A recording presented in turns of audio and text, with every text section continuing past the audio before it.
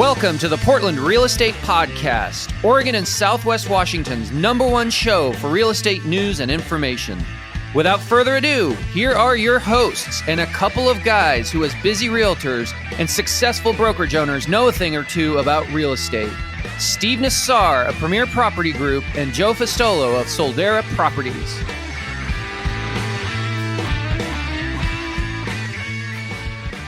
This is officially episode number 153, and we got a great podcast today. What's great about it is we have these topics once in a while in our field where, just only enough to be dangerous. But then there's things that change so quickly that it's just easier to say, you know what, I don't know. You talk to this guy, he's an expert. And what we have today on our show is the ever-changing land use changes affecting Oregon real estate. And to introduce our two guests, let me introduce my co-host, Steve Nassar.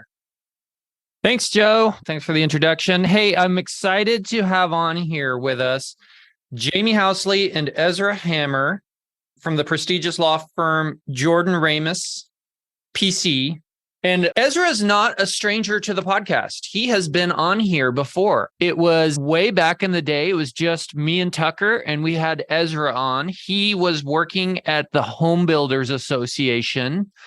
What was your position there again, Ezra? I think it's in our intro piece that we sent out to everybody. You were government affairs, right? Legal? Yeah, I was government affairs director and then VP. Had the pleasure of working with the home builders on a bunch of fun stuff. Yeah. Ezra comes with quite a pedigree. He's a licensed attorney. He's been on the legal side. He's worked with some home builders. He did some land acquisition with a large builder. He was in a VP role as well. Actually, I run about for 6 months now. I started a mastermind with a couple local builders that I work with. Riverside Homes is one of them. Craig Shuck is in the mastermind. And then Boylan Homes is a good friend of mine. Eli Boylan, we grew up together. He's a really strong builder in the Salem market. And Ezra has also been a pivotal part of that mastermind with us since the very beginning. And just recently, not even a month ago, as a guest, we had Randy Sebastian from Renaissance Homes. Most of our listeners are very familiar with him. He met up with us and spent a couple hours as a guest. It was a really, really insightful and fun, lively mastermind that we had, just kind of talking all things building and development and the gotchas and the opportunities and all that fun stuff. Well, in that process, a couple things. First of all, I learned that you guys, you two, Jamie and Ezra now, are legal counsel for both those entities, which are very strong, big, reputable companies, Renaissance Homes and Riverside Homes. And so through that process, Ezra and I came up with this idea. Let's get you guys on the podcast. Let's have you bring some tremendous value to our listeners and talk about what's going on in Oregon and land use and development and laws and legal and all that fun stuff. So let me just let you guys, with no further introduction, take it away. Tell us a little bit about yourselves and what you're going to share with us today and our listeners. Sure. Well, thanks again, Steve and Joe, for having us on. And again, I'm here joined by our team lead and partner here at Jordan Ramis, Jamie Howsley. Jamie has about three and a half decades, working on 3 decades, give or take, of experience in land use. And we've been getting into some really, really exciting stuff. It's a wild time for land use in Oregon. The governor is getting highly involved and highly engaged, and that's having some fantastic trickle-down effects at the local levels. At the same time, we're continuing to see tension between the need for constructing housing and existing neighbors who are concerned about construction happening nearby them. And so those tensions are playing out at the hyperlocal level and greatly impact the realtor community insofar as these homes need to either get built so you can sell them or they're not getting built at all. So that's why we're so excited to join you today. Awesome. Well, in the agenda that we set out, we said that we're going to start by talking about Washington County, a ban on new housing in Washington County. That sounds scary. What the heck is that about? So this resulted from some litigation several years ago regarding trees out in Washington County, and an environmental outfit decided that one development project in particular wasn't doing enough to preserve the trees within the project. And so they took an appeal up to LUBA, which then thus resulted in an enforcement order against Washington County, which required Washington County to update their significant natural resources ordinance effectively to try to protect significant trees that would be in future development projects. The LCDC issued this enforcement order a couple years ago, and it's been basically resuscitated again as of this spring. And as a result of that, Washington County said, well, we're just going to hold all development applications through a moratorium until we can work our way through that process. So it's a pretty harsh result for something that should be a pretty simple fix. Is this officially happening? And if so, when and for how long? It's officially happened. I think for the moratorium will, I think, be there for the foreseeable future while they work through the process. Hopefully they can get through this within a year and turn back allow development applications to once again start to proceed forward. But it's really unfortunate that we're here in the middle of a housing crisis and we need to put more units on the ground, and yet we can't do that in a place where people really would like to live in Washington County. Wow. I mean, that sounds massive, because Riverside, that's like the vast majority of where their development is done is Washington County. They really focus there. So you're saying no new permits will be, or no new development, land use or engineering applications will be taken? What segment of it is it particularly? Yeah, basically no new development applications. And I should just be very cautious here. I'm not talking about the city of Beaverton, the city of Hillsborough. Those are different jurisdictions. This would just be unincorporated urban Washington County. Gotcha. Okay. That is good clarification. Okay. There's no exception for just bare farmland with no trees on it. That's just no exceptions whatsoever. Yeah, that's kind of what's particularly galling, Joe, is that the county has some outdated mapping as it relates to where significant natural resources are. And essentially the state was saying not only is your mapping outdated, but the process with which you use to approve development in those areas may not be up to par. And so we're just going to put the kibosh on all new housing generally. Gotcha. What percentage, I know you're not going to be exact here, but roughly, if we look at Washington County, what percentage doesn't fall within like a Beaverton or Hillsborough or Sherwood and is in the unincorporated? Is that 10%, 20%, more or less? So the area that we're talking about that's directly impacted is several hundred acres, but these are acres that otherwise could be prime for residential development. So we're not talking anything outside of the urban area. And as Jamie said, nothing that is in an incorporated jurisdiction, but there are these pockets in Washington County, such as Aloha, such as north of the freeway, that are seeing tremendous residential growth. And those are potentially some of the areas impacted. Does this include areas that are unincorporated Washington County but could be annexed into a city? Potentially, depending on what the city's potential growth pattern is. Yeah. So this moratorium, or whatever you want to call it, would not allow it to get annexed into the city during that time period. And so it would just have to sit idly waiting for this to end. I think if the city was willing to annex the property and take it out of Washington County's jurisdictional hands, then it would become under the purview or jurisdiction of that city. And, that would be one way to get around the moratorium. I think that the difficulty is a lot of these areas aren't really ready to be annexed to any cities there. So we're really talking about, like I said, several hundred acres that are sort of an island within this other cities around. So it's safe to say that because development takes a while, right? If they're not doing stuff in these areas for the next year, we're not going to feel it in the next year per se, but what we'll feel it is probably 3 years from now, right? There'll suddenly be this window where there's just not a lot of unincorporated Washington County development bringing on new housing. Is that a fair statement?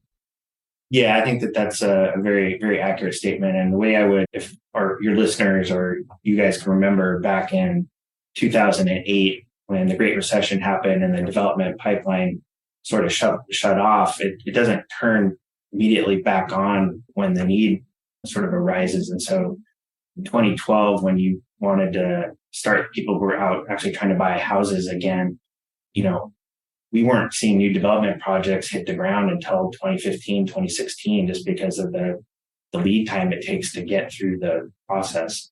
Mm-hmm, mm-hmm. I often think of it as like a train starting from a dead stop, right? It just takes a while for that machine to just start churning, right? And getting some speed, and building and development is very similar to that. And the opposite of that is true, right? In 2007, when the writing was on the wall that something bad was about to happen in real estate, it's not like everybody stopped building or slowed down their building. They had all these projects going. They had to kind of, the train was going 80 miles an hour, couldn't stop immediately or slow down immediately, right?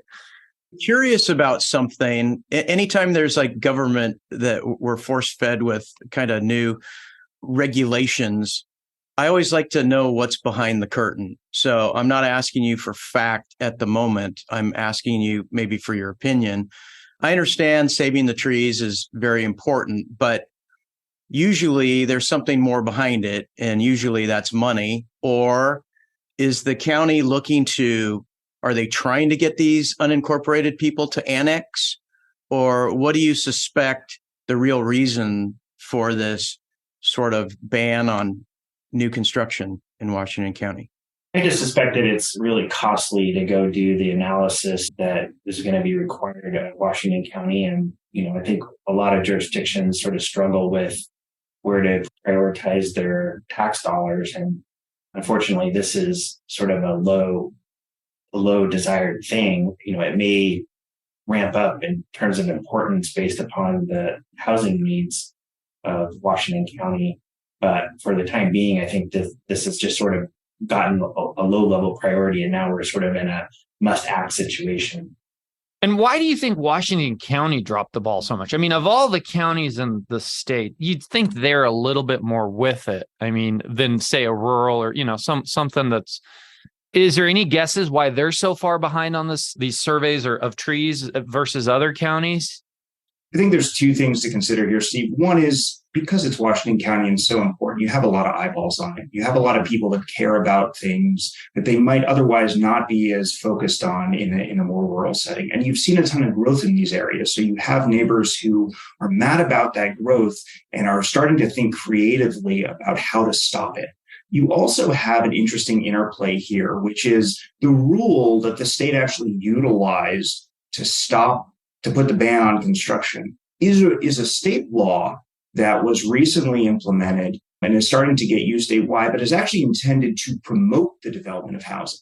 And so this is a law that came about the conversation started in 2015. The law was actually implemented in 2017, but it was the intention of the legislature to make it clear to local jurisdictions that the rules that they put in place couldn't have a bunch of that wishy-washy stuff in them that often frustrates development and confuses people.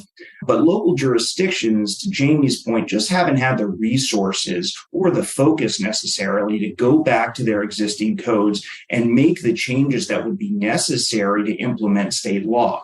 So you have this weird convergence of the legislature saying, hey, we need to make things more clear for builders and the development community, and local jurisdictions not having the time or money or focus necessarily to go make those changes. And what anti-growth activists were able to identify here in this situation is essentially that disconnect. And they pointed to that disconnect, and the state said, hey, yeah, your rules aren't good enough. Therefore, we're going to put this ban in place. Mm-hmm. Mm-hmm. And who would you say are the biggest losers? I mean, landowners obviously are first and foremost, which is average Joes.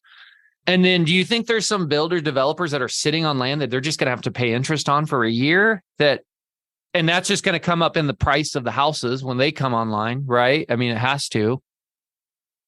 Yeah, ultimately, it's the consumer that loses here because you're going to have additional holding costs for the land here, and that will often get reflected back in the price of the house or the price of the lot. It goes time to sell those. Mm-hmm. Mm-hmm. Is there anything that can change this in your opinions, or is this just, it is what it is and it's going to take a year? And well, I mean, I think they have to go through the analysis and get through that process. So I think it's, fortunately we're sort of stuck with what it is for the moment. Especially for your listeners that are interested in Washington County and may have property out there, certainly applying pressure to the elected officials in Washington County to make sure that they do this analysis quickly, that they do a good job with it so that it can withstand further scrutiny is absolutely important. As we discussed, these sorts of, analyses around natural resources just don't raise to the level of concern for a lot of elected officials. And so they don't prioritize this research. But if they start hearing from constituents that, hey, this ban is impacting us, this is very negative to my livelihood, then that'll help light a fire to make sure that this analysis gets done quickly and well. And that's Washington County. So you're advising our listeners, if they wanted to try to affect change, the powers that be at Washington County itself, like, is that county commissioners? Yeah, Ezra? Yes. Okay. Would be the ones to reach out to. Okay. Well, that's helpful. Let's move on to your next topic that you guys wanted to share with us. And that's Oregon's recent law that supports the adaptive reuse of old commercial buildings into residential. By the way, I was watching CNBC literally an hour ago while I was getting ready in my bedroom, and New York was talking about this. It was a topic there on the station where they were saying that there were 80 million square feet of vacant office space in New York City, Manhattan, I guess is maybe specifically. And they have changed some zoning laws that have allowed them to turn into to residential. But there was a developer that they were interviewing who's saying, look, that's not quite enough. We need some tax incentives. There's more to it. It's very costly to change this. So this is hot off the press. I mean, this is a very relevant topic on a national level right now. So tell us about Oregon's law and what's going on with that. Yeah, no, and you're absolutely right. I mean, this is top of a lot of people's tongues. We have this weird confluence again, where you have an incredible housing need in so many of our key cities, including most of our jurisdictions here in Oregon. And at the same time, with work from home becoming ever more prevalent, you have more and more underutilized commercial office space. And so people are starting to look at that and say, hey, can we marry those two issues together and find a solution? Los Angeles has actually been at the forefront of doing some incredible work here. They started allowing what we call adaptive reuse. That's the conversion of commercial into residential uses back in the late 90s in their downtown core. And that helped spur the creation of 12,000 units of housing. And if anybody's been to downtown Los Angeles in the past 10 years, you'll see that it's vibrant, that it has incredible commercial, a ton of people there, great opportunities to live, work, and play. And that whole community was spurred by the opportunity to do adaptive reuse. So a lot of other cities, including New York and including Portland, are starting to look at that and say, hey, is this something that we can do here and can be an asset to us? So as you talked about, there's really two pieces to the pie here that jurisdictions need to think about if this is something they want to encourage. The first is kind of the regulatory hurdle, right? So if I'm a city, I can make it really friggin' hard, or I can make it really easy for a property owner to say, hey, I'm going to convert my commercial use into residential. And a big part of that is kind of the regulatory framework associated with the types of approvals you need to get to move forward with a project. What the state of Oregon recently did was pass some legislation that cut a lot of that red tape. They said, hey, cities, you can't require X, Y, and Z if an applicant wants to come forward and convert their existing commercial space into residential. And that's really important because what it signals is hey, if I'm a property owner, now I know that there's a clear path forward for doing what I want to do, and that the jurisdiction isn't going to be able to stop me just because they may find the project not politically palatable. The other piece is what you were hearing about on CNBC, which is, financing these things is particularly challenging. Anytime you're bringing a new product to market, the capital class is going to look at it and shrug its shoulders, right? Because we're basically saying we need a whole new housing typology that doesn't exist and I can't point to comps to, but I want you to fund it. And so that capital is oftentimes very difficult to acquire. At the same time, not the regulatory framework so much, but the building code environment may add tremendous cost to these conversions. The city of Portland's a prime example. We have an earthquake retrofit ordinance in place that requires you to do significant seismic upgrades depending on the type of building and the type of use of that building. Oftentimes, those upgrades are triggered when you seek to change something within your building footprint.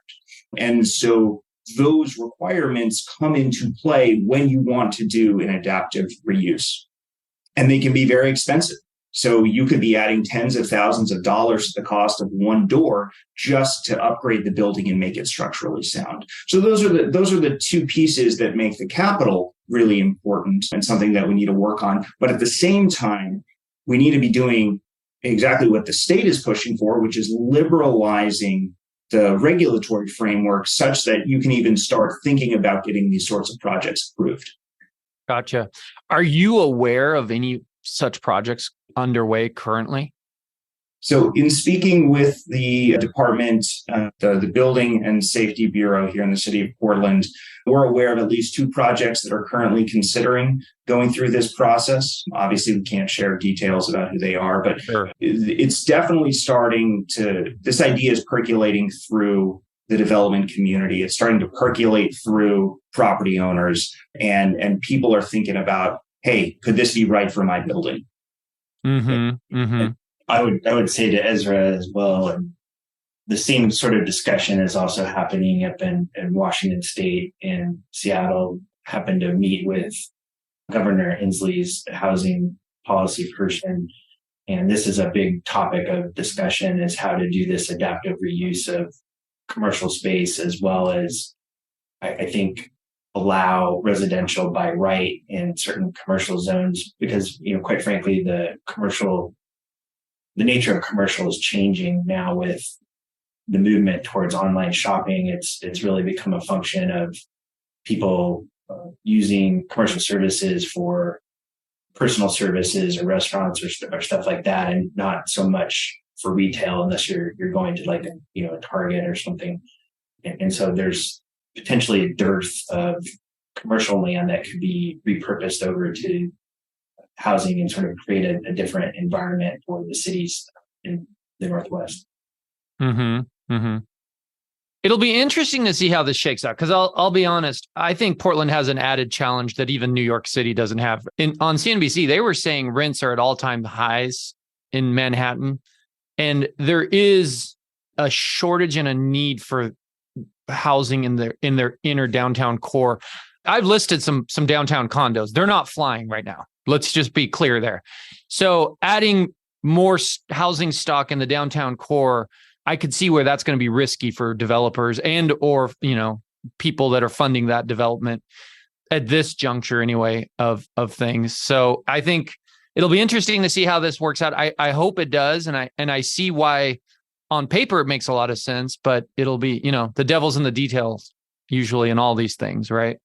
Well, we do need the housing. I mean, we still have a housing shortage as of today, with one change, and that is, if COVID taught us anything, it taught us that we don't need to physically be somewhere to talk on our own cell phone and to work on our own computer. Let's cut the commute out and the parking and getting up to your office and doing that all in reverse to get home. There's 90 minutes of your day that you could spend being more productive. And the rents here are nothing like Manhattan, but they ain't cheap. And so if you look at these businesses that are stroking checks for $30,000 and $50,000 for their space in the building, I mean, that takes a extreme bite in your profit because of all that overhead. And if you could outfit people to be just as productive at home with high-speed internet and fast computers, good cameras, all that stuff, I think people are using a little more scrutiny of what's an actual face-to-face thing and what's a Zoom call versus what's a phone call. And I can see the retrofitting be a massive cost and ADA compliance and earthquake approved and all that. I see that being the thing that will hold that up considerably. And Willamette Week just had an article about the Portland building landscape and how we have all this vacancy and these buildings are just sitting there, like Montgomery Park, for example. They're just sitting there with no use. And what can we do to make those buildings more productive today? Mm-hmm. Mm-hmm. Yeah, I have a client that is looking at doing a demonstration project in the city of Tacoma, and he's a former executive at Microsoft. Really sort of just a really interesting guy, but his take on sort of looking at the economics of it, to kind of go to Ezra's point, is, the Class A office buildings, the ones that like we're in here at Pac West, these aren't going to convert because, quite honestly, the best, highest uses for, is for office.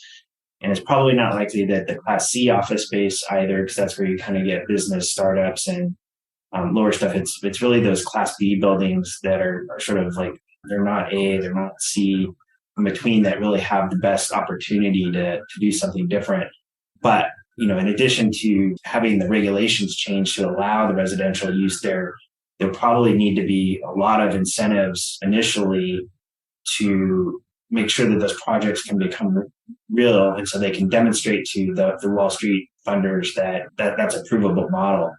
I think for some place like the city of Portland that's got a lot of vacancy, or city of Seattle that's got a lot of vacancy, or city of San Francisco that's got even more vacancy than those two cities, they are really got to look at changing how they function as a city and trying to get residents back into the city and becoming a population center rather than an office center. Is that shift has got to happen based on this new sort of virtual working environment.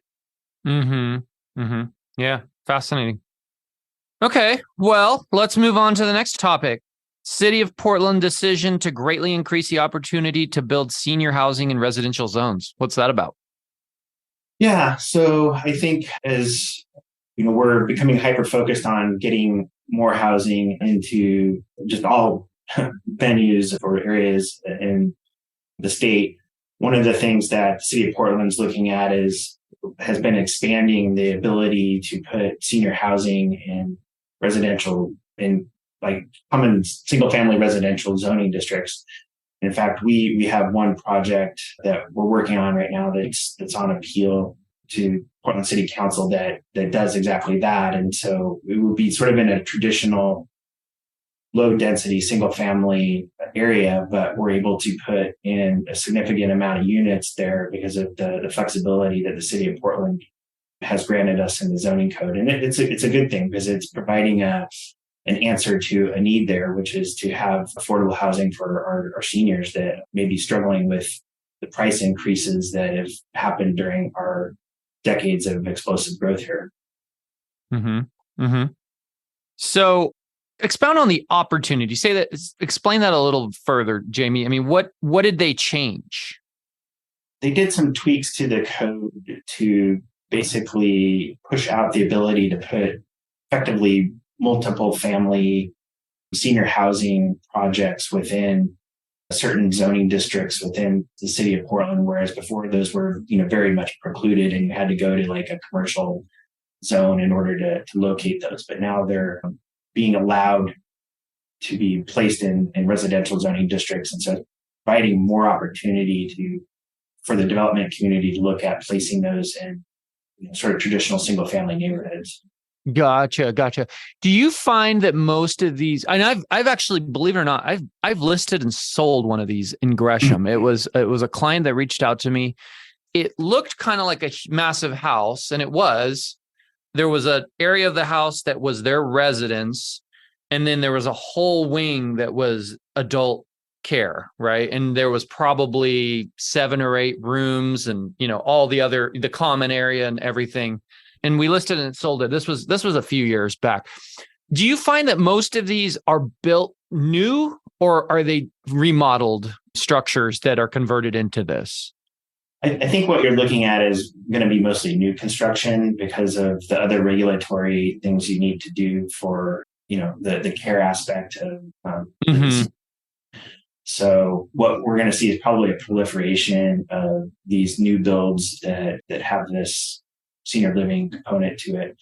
And I think that a lot of the senior housing builders are kind of being smart about it, realizing that there may be compatibility issues with where they're promoting to place this. And so they're trying to design the buildings so they aren't just looking commercial in nature and just flat face. For instance, there's articulation and to make it fit in a little bit better to the neighborhoods.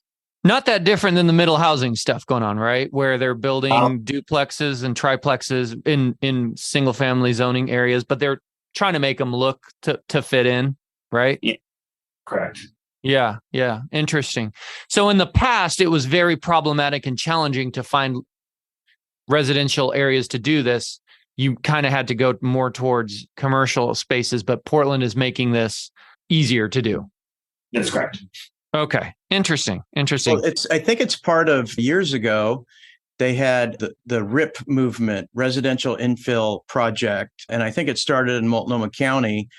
And we got information on it like a year to 18 months beforehand. But it was the thing that said, if your house is on a corner, you could have a duplex or a triplex, or keep the existing house and have an ADU. And there were all these rules, like they were saying, look, we need houses for people, not for cars. So they were discouraging cars and garages, and they were discouraging the tall, skinny, where the stairs go up to the door. And if you have a garage, the garage can't take up more than 50% of the width. And now that that's kind of in place, I have people call all the time and they're like, hey, can I put an ADU here? And it's gotten so complicated that I just say, I don't know. And then you can go spend a month at the county and ask all the questions. And a month later, you're still, I really don't know. How is that residential infill project going with I think they implemented it in Multnomah County, and I think it's carrying over to Clackamas County, where it's more likely they could build an ADU than not these days. Yeah, these are great questions, Joe. And you're absolutely right. There's really a statewide effort to rethink about traditional single family zones and allow for property owners to have greater freedom when it comes to building different housing typologies. As you talked about, how do we build better homes for people rather than just focus on hyper-prescriptive rules? So the city of Portland implemented what they called the residential infill project. You mentioned that, Steve. And that, based on that project, which has been in place for a little over a year, the city just issued a report to talk about the implications associated with the changes. And the report, I think, is promising, but needs to be tempered. And it basically says, hey, we've been able to approve several hundred units of housing. These are housing typologies, either duplexes or triplexes, that in the rare case, up to 4 units that otherwise wouldn't have been permitted in this zone. And so we see this kind of incremental addition of density generally. And that's fantastic. But several hundred units a year in the city of Portland isn't going to close, the 60,000 unit gap that this region has. So it's a useful tool, but in and of itself, it doesn't get us where we need to be. Now, the state, kind of in conjunction with, but also kind of going on their own path, crafted a set of rules generally that every single jurisdiction, whether you're a city or a county, need to implement. Those rules generally promote accessory dwelling units, attached homes, and the like. And jurisdictions are going through the process of updating their rules to implement these new state requirements. So when you talk about Clackamas County now permitting some, we're seeing the same thing with the cities in Washington County. We're seeing the same things going down south. And interestingly enough, there's been a similar push in Washington State. So we see new rules in Clark County around permitting smaller houses and the like. I think this is a theme that we're going to continue to see. As the housing need exists, the state is going to need to think creatively about how to allow people to build homes so they can actually find the housing that they need. The one thing I'd say too with that is Minneapolis-St. Paul was even ahead of Oregon on this, and they sort of did away with single family zoning a couple of years ago. And I think their yield out of 4 years of doing that was only about 66 units, which there was something really paltry. And so to Ezra's point, like, I think we need to throw, every solution we can to try to get to that 60,000 unit number that we have a deficit here in the region on. And I think middle housing and RIP in Portland is a way to start nibbling at that. But we need to get production going in a much larger volume. And so I think some of these bigger ideas need to come to bear here on the region in order to really crack that 60,000 nut number. Mm-hmm. Mm-hmm. Let's segue real quick. This wasn't a topic that you guys brought in here, but let's just talk about Multnomah County and the challenges to build there. I have heard builder after builder after builder just throw in the towel, including Renaissance Homes almost entirely, and say, I can't build there anymore. It is such a nightmare to deal with. I mean, you guys have to be on the front lines of these problems. Is that an accurate statement? I mean, and what has to give there? Yeah, that's a great point. We hear it from clients as well, day in and day out. Building in the city of Portland specifically has been challenging for years, and it's gotten significantly harder. You may have seen some articles in the Willamette Week and the Oregonian recently about a kind of conversation the city is having about how to think about its development bureaus generally. The city of Portland, as they like to trumpet, has a really unique form of government. And this unique form of government has led to what we see as a really aggressive silo effect, where different bureaus, they call them bureaus in the city instead of departments, may not even talk to each other or may have such a standoffish relationship that getting coordination between them can be exceedingly challenging. Now, where this comes into play with development is because if I want to build a new house or a multifamily project in the city of Portland, I'm going to need support from multiple development bureaus to sign off on my plans and to coordinate their comments in such a way that I can revise my plans and get them approved. But when the bureaus themselves are at loggerheads and not agreeing on what should or shouldn't be located in a particular place, this can cause significant delay and significant costs. I'll share an anecdote only so people get a sense of what we're talking about. One bureau is going to tell you what to put in your frontage. They're going to say, hey, your driveway can be this wide. I want a planter strip here. I want a tree here. I want some shrubs, etc. Another bureau is going to tell you, hey, I need X number of trees per linear foot of frontage. And then a third bureau is going to come in and tell you, hey, I need your utility connection point to be in a particular place. Now, if I'm dealing with a small lot, this can oftentimes lead to being told to put utility infrastructure and a tree and a driveway in the exact same location, which, Joe, you're smiling. You can't do it. Now, in pretty much every other major city in America, all of these requirements would have been reviewed together and integrated into a single document or set of documents that would guide what should go on my frontage. But in Portland, they're managed by different bureaus who, as I mentioned, don't necessarily agree with each other all of the time. So we get situations where builders will come to us and say, hey, I've been told to do 3 different things in this one particular place. I don't know how to address this issue. And absent better communication between the bureaus, it's very challenging to move those projects forward. Now, there has been some great conversation recently, particularly spurred by Commissioner Carmen Rubio, who's looked at this problem and said, guys, this doesn't make any sense. Why are we the only major city in America who does things this way? We need to consolidate the bureaus, or those portions of the bureaus that relate to the development generally, but specifically with regards to housing, so that we can start making sure that our plans talk to each other, that our planners talk to each other, and that we're all on the same page with what our requirements are. And, we've heard from many in the development community that this is a fantastic idea. Kind of gone are the days where Portland should be hyper-focused on being unique. We should really just be focused on doing things the right way so that people like Renaissance Homes and others aren't leaving the city and saying, I don't want to build here anymore. Mm-hmm, mm-hmm. Kelly Wendell commented, and she said 2197. I don't know what that means. Do either of you know what that is? That a bill?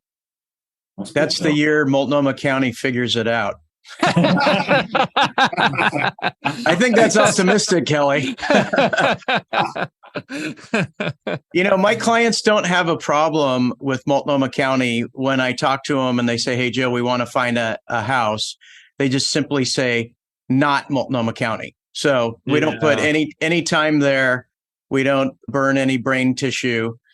They go into it as to why, and they don't have to, but they talk about tax structure and homeless and the RIP project that is kind of turning it into, actually, it might be providing a little bit more residential living, but it's also a parking nightmare, the way they structure it, that they don't like off-street parking. There's something else, and I don't know if you guys touch on this or not, but kind of in the front of a lot of communities, there's people pro and people against STRs, short-term rentals. So, you have a place, whether it's at the coast, whether it's at Sun River, whether it's up at the mountain, you have these STRs. And while you have primary residences there as well, these people are making like 3x in rent on a short-term rental as they would if they rented it to a family for, a year, a 1-year lease, because they get the money for the weekend, they get cleaning fees and all the other stuff. And the argument is you have the people that live there full time, and you can guarantee that every Friday and Saturday night, someone's going to have a 10-foot fire. They're going to drink some cold beverages and howl at the moon. They're going to leave garbage around, or if you're at the mountain, they put it in a non-bear rated garbage can, so the bears get into it and throw it all around. Parking problems. And I know that some of these communities are moving towards a no STR, like a 30-day minimum. And some people, it's like a 6-month minimum. How do you think these STRs are affecting the landscape of the greater Portland metro and extended areas?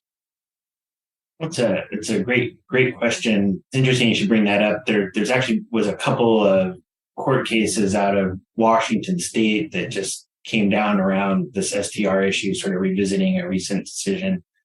And I know this is sort of out of the region, but it was up in Chelan County. But it was pretty interesting. It wasn't the local governments trying to restrict them, but it was the neighborhood associations themselves trying to amend their covenants to prevent, the midnight parties that you were talking about, because they would be hearing their STR tenants hoot and holler at, 2 a.m. on every weekend up there. And, it's this sort of like this weird intersection between, real property law and land use law that we're sort of seeing a reaction to it. So I think a lot of neighborhoods in of themselves would, like to get rid of the tenants, and, they're looking at potentially amending their CCRs to do that, but that becomes legally a little bit problematic. And so now, they're starting to result to going to local governments to have the local governments pass these ordinances to try to restrict these STRs there. And I think, in some jurisdictions, they're having mixed success with them in doing that. I think from a housing policy standpoint, though, it does make a lot of sense to me that we are trying to preserve the existing housing stock for the residences of those communities rather than just utilize them for tourism. But the free market person in me also said, well, right. It does kill housing, like long-term housing for people under the guise of making a profit, because they're buying all these investment properties and only renting them really, really short term, which I see lots of problems. I see there's even a bigger housing problem because these are potential homes that could be up for rent for a 6-month or year lease. It kind of kills hotels and some of those other places, but it's also good for restaurants and, bicycle rentals and ski rentals and all that other stuff. I went to a board meeting up at the mountain and they were sort of talking about wanting to limit these STRs. And after leaving the meeting, I just kind of shook my head and I said, this is never, ever going to happen, because it was just a few passionate people who didn't like it. And you have this huge confluence of everyone who owns a rental there that's making 3x of what they could rent, or they can go work on it for a week and write the whole thing off and enjoy a 1-week vacation. I think they're starting to implement that in certain areas, like in the coast, where you can't do it so much. But, okay, so the different segue, and I know we're talking about land use, but it's also sort of building codes and retrofitting. The city of Milwaukee banned new construction that has Northwest natural gas. Was it Milwaukee or Eugene? I thought it was Did Milwaukee do it too? Because I know Eugene tried and then it got reversed, I heard. Yeah, that is an interesting conversation. I'm curious your guys' take on that. Yeah. What do you think about that? Especially with more people having electric cars, California having brownouts and blackouts. I'm really curious of the reason why they did it, but what are your views on the city mandating what you can and can't use for power? Yeah, I mean, it's a great question, and it's one that a lot of communities across this country are having. The regulations you mentioned from Eugene were modeled after some regulations in Berkeley and Milwaukee, and a number of cities throughout the region are having these conversations. I think, Joe, to your first question is why a lot of people who are concerned about carbon emissions look to natural gas and say, I see less of a carbon footprint with electricity when it's renewably generated. Therefore, we should be using electricity. But as you noted, right, there's really no free lunches in this business. And so, we're in a state that has tremendous heat in the summer, but we also get tremendous cold in the winter. And I'm sure a number of your listeners remember the horrific impacts of the snowstorm of several years ago in the communities of Westland, Lake Oswego, and Portland, when a number of power lines went down and folks were hard pressed to find heating. So it can be particularly challenging. And I think this is an issue that's going to be with us for years to come as conversations around climate change continue to persist. Yeah, I think in Washington State in particular, I think they're even looking at more aggressive, potentially statewide limitations on new gas appliances. And I think it's just probably a topic that we'll be talking a lot more about in housing here in the next decade to come. Mm-hmm. Mm-hmm. Yeah, it feels like there's a lot of momentum against natural gas for sure. And it'll be interesting to see how that plays out, which is unfortunate in some ways, because I remember it wasn't that long ago, just a few years ago. I mean, that was a requirement of a lot of home buyers. They had to have that. There are some cooktops that are coming out that, and I forget the name of it. Help me out, Joe, if you remember it, but that's instant heat without the natural gas. It's induction or something. What is it? Induction. Yeah. Yep. So there are some things coming along that hopefully could help in the event that it is eventually does go in that direction. But it is a big change, and it's kind of happening under our feet. It feels like. Now, what was the reason for the reversal in Eugene? Was there a federal court that reversed that? Do you guys know the details there? Yeah, I believe it was a federal court saying that the city didn't have the authority to regulate that wasn't within their purview to do so. And I think, philosophically speaking, I'm not opposed to the Northwest and California being the leaders in, the world for that matter on climate change issues. I think it's extremely important. And maybe this isn't going to be a future topic for us, but I've got a lot of concerns that the Northwest in general is not planning enough for potential migration into our area from places that are just getting, warmer, for instance.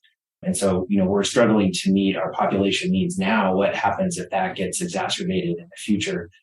But long way of saying it is I'm not sure that doing, bans on a city by city basis is necessarily the best way to go about affecting the policy in this area. I think it needs to, happen at a state and maybe larger level, figure out what objectives we're trying to achieve. And, houses, modern houses, as Ezra knows, as, representing a couple of home building companies for coming back to laws, they're built really, energy efficient wise, and building codes require that. And so it's oftentimes the older housing stock or the older building stocks that are the ones that may need the help, and yet all the new regulations tend to focus on the new construction, and so you're getting infinitesimal returns by continuing to require things. All you're doing is adding cost to the house, which isn't maybe a smart way to do things. I think we may have to fundamentally shift and think about how to go back and retrofit existing stuff as a better means to sort of achieve these climate policies. Such a good point. Yeah. Because here it's a conundrum where you're trying to affect change on a climate level with new housing, which is such a microcosm of what's actually the housing stock. Yet it's also impeding that new housing stock through cost, which then causes a ripple effect of another problem. So, yeah. It makes you wonder, why would they mandate in Milwaukee, electric only, heat pumps and such? Why wouldn't they also mandate that a certain percentage of the roof line had to be solar? I mean, they're dictating the power that you draw from, but they're not proposing a solution of where that extra power comes from.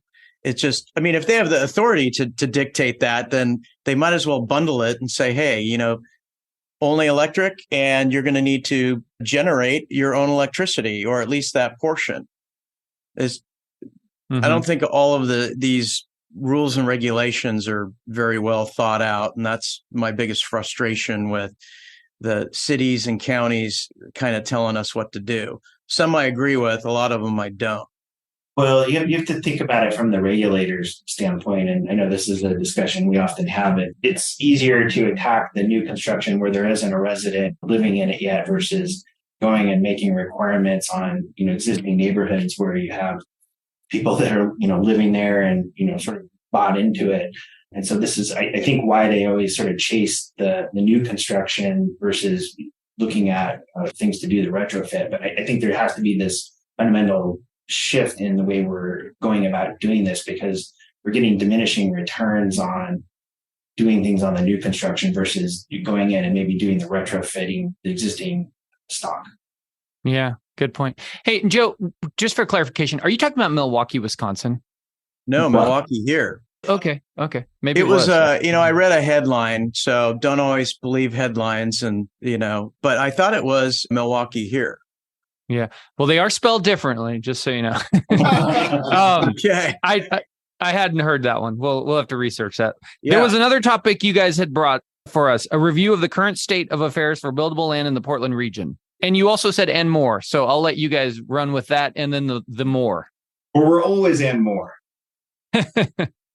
I think, we talked a little bit about our housing deficit here. If you look at the Portland region, I think most recent numbers say we're missing about 60,000 units of housing, probably about 100,000 if you expand beyond that down towards the Salem area and in the southern part of the state. And the way that we come up with those numbers is essentially looking at population growth in the form of household formation And you, on the other hand, you look at the number of housing units built, right? And so this many people moved in, do we build this much housing for them?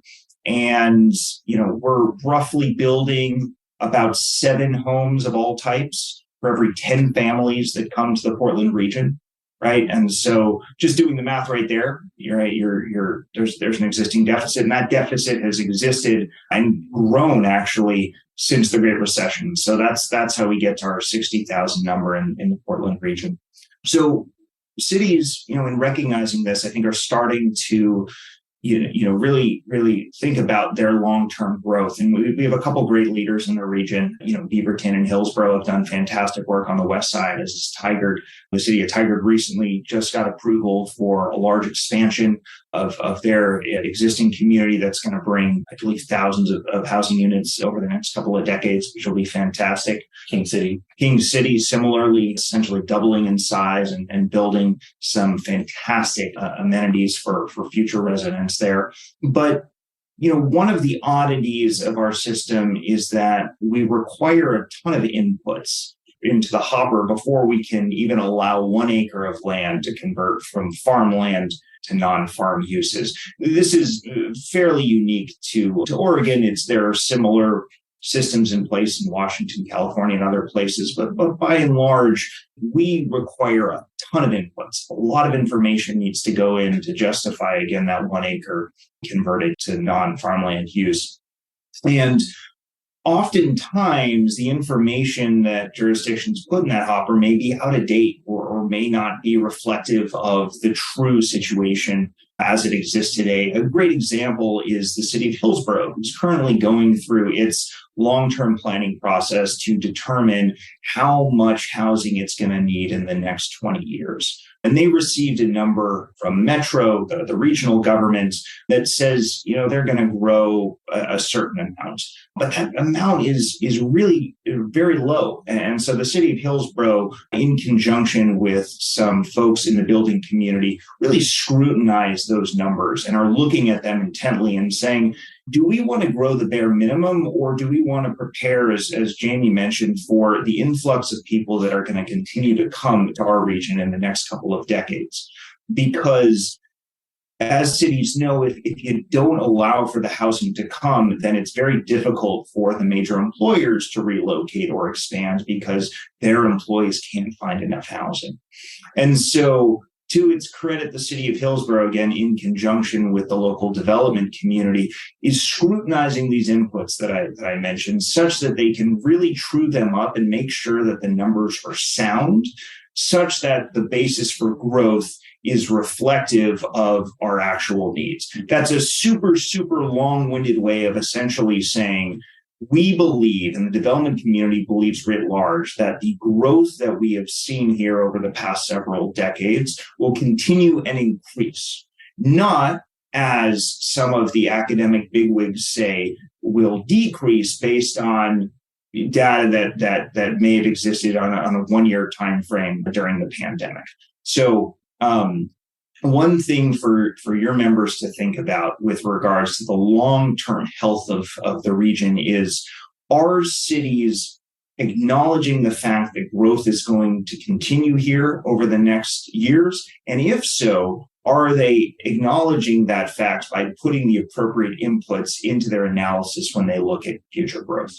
So it's a dry subject, I know, but I think the takeaway here is that cities are starting to really scrutinize how they come up with knowing how much they should grow, and that scrutiny is at least in the circumstances that we're seeing it, a real benefit to the home selling community writ large.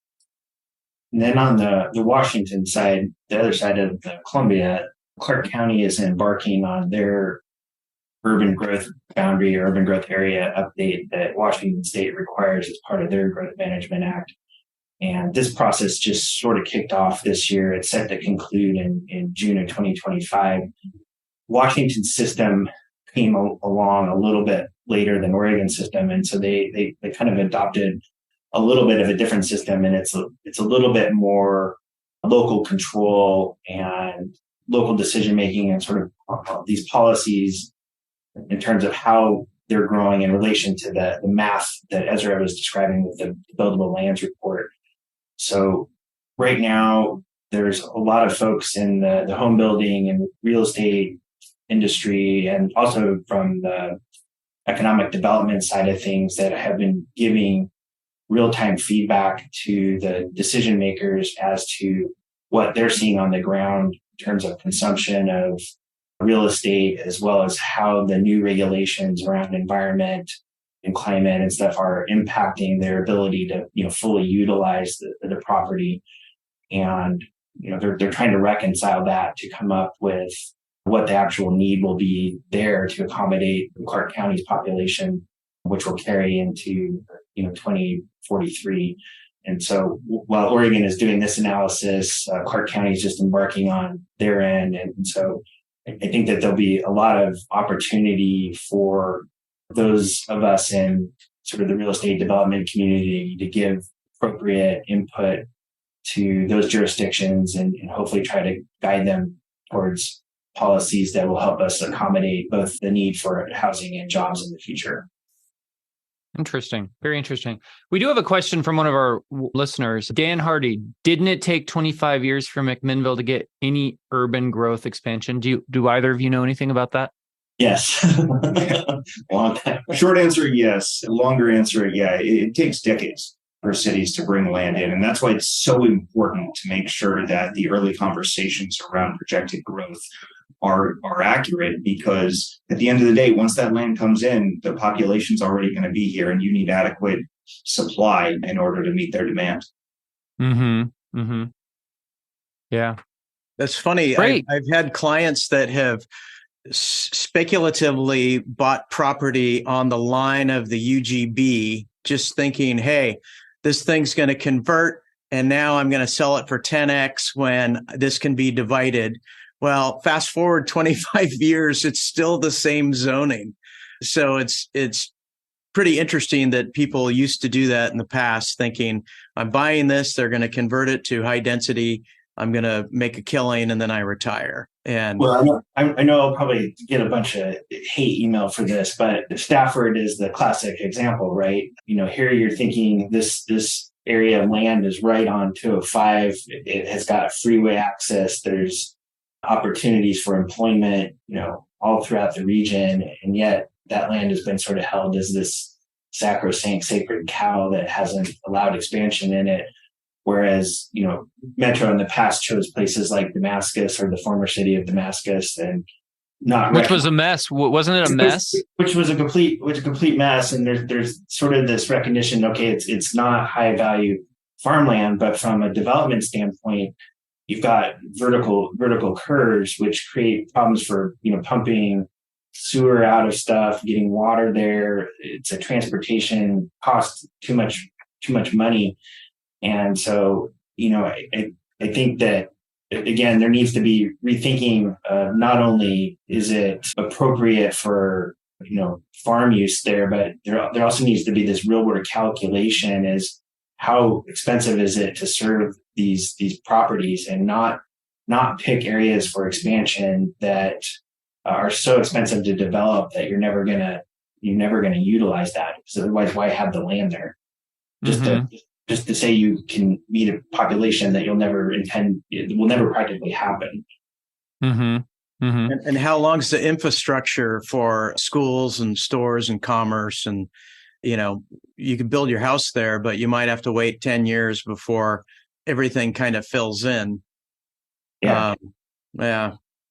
That kind of reminds me of the area over in Beaverton, where near Mountainside High School. Lots of housing going up, but you're not seeing the commercial infrastructure follow suit yet. And that could change, but it's interesting. I guess that brings up another question. You guys are in the front lines of this. Do you guys have any guesses as to where the next annexations or developments will be? Obviously, South Hillsborough has been big for a few years, and then that area off Roy Rogers and Shoals has been big. Is there something that should be on our radar that could be another big area for expansion? Well, I think under the new system, the cities really have to raise their hand and say, we want to do the planning exercise here to justify those expansions. And you get these land exchanges or land swaps, which allow certain jurisdictions to grow. And I think that that's what we're seeing in some of these areas in Washington County, like Sherwood and King City and Hillsborough and others. I suspect that the growth pressure is still going to sort of be in that westerly direction. I know that a lot of our clients have, pushed beyond the Tri-County region here and are doing stuff in Yamhill County, certainly Newburgh, McMinnville, Lafayette, as well as like these places I used to think were the moon. I mean, no offense to Estacada, but Estacada, there's a lot of development going there. And I think Cascade Locks, that's a reflection of how expensive things are here in the Tri-County, the immediate core, I guess, area that people are having to push out further and further away to find affordable housing. I think it's also a testament to the fact the world's changed a little bit, and there is a little bit of a migration away from urban areas. Growing up, I grew up in a small town outside of Salem, and everybody wanted to go to the big city, go to Portland, right? That was, and now I feel a little bit as a busy real estate agent. I'm seeing a lot of people going, hey, I'm selling my house and moving to Dundee or McMinnville and I think part of that is just, some of the after effects of, the homeless crisis, taxation in the Tri-County area, all the little, ancillary taxes they're throwing on everything. And just it's an interesting trend that's occurring. And so it'll be interesting to see how that plays out in housing and development as well. Yeah, I agree. I think that, the metro region certainly will still be attractive to out-of-state buyers because, people particularly coming from California or maybe the Seattle area, this is still a relative bargain, maybe where they can't afford to purchase houses where they're residing currently. Hey, well, you guys have been fantastic. Ezra, do you have anything more in the more category, or are you guys all good? Yeah, I think we touched on a ton of great stuff. It's a real treat joining you, Joe and Steve. Thank you for having us. And, it's a crazy world out here. It's going to continue to be crazy. As realtors, I think it's super valuable for you to stay on top of things that happen in the land use world. Because as you said, that's the land that's going to get brought in 2 decades from now. Those are the homes that are going to be built 3 years from now. And at the end of the day, those are the units that are going to keep realtors employed and selling homes throughout the region. Absolutely. And I would also say, Ezra, anytime you guys have a new subject or topic or something that's happening, please reach out to me, and we'd love to get you guys back on the show and do this again for sure. So, well, any final thoughts, Joe, before we cut it all loose? Nope. It was good. We learned some stuff, and I'm convicted that I am not a new construction guy. All of this stuff is important for my work, but I don't think I have the bandwidth. I don't think my marriage could survive building new construction. And what was spurred in COVID was everyone ran out and bought a Sprinter van. I think that's still going on. People like people, but they don't mind driving a half an hour to be with them. And then they want to drive a half hour and get away from them. And I think the hot spots are the outskirts of the Tri-County area. And I think that's where a lot of people are trying to uproot and go out that way, far Clackamas County or further west beyond, Hillsborough, Forest Grove, North Plains. I think that's the trend. So anyway, thanks for being on the show, both of you guys. Yeah, thank you. Steve, how about you? Anything? Parting words? All good. All good. Thanks for joining us. Thanks for your contributions, those of you that chimed in on the Facebook group, and we'll be getting this out as a podcast here in the next couple of days. All right.